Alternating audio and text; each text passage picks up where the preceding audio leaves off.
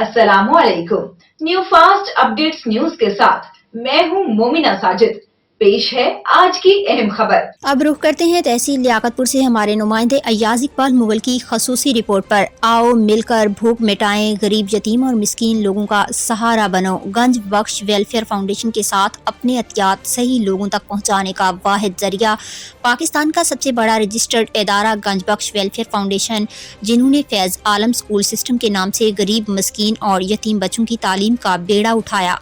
Free दस्तरखान मजदूर तबके के लिए, जहाँ रोजाना 1000 लोगों को खाना दिया जाता है। ब्रेस्ट कैंसर के मरीजों के लिए फ्री तफसीली मुआयना तशखीस का वाहिद मरकज। कुदरती आफात के दिनों में राशन का इंतजाम और मुस्तहिक लोगों तक पहुँचाना। शफाफ पानी मुहैया करने के लिए हैंड पंप्स और RO प्लांट की तनसीब।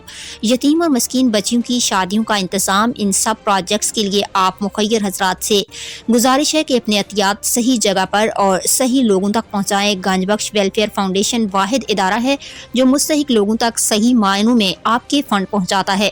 हम सब लोग आज से ये अहद करते हैं कि अपने अतियात गंज बख्श वेलफेयर फाउंडेशन को देंगे और बेसहारा यतीमों और मस्कीनों का हम सहारा बनेंगे।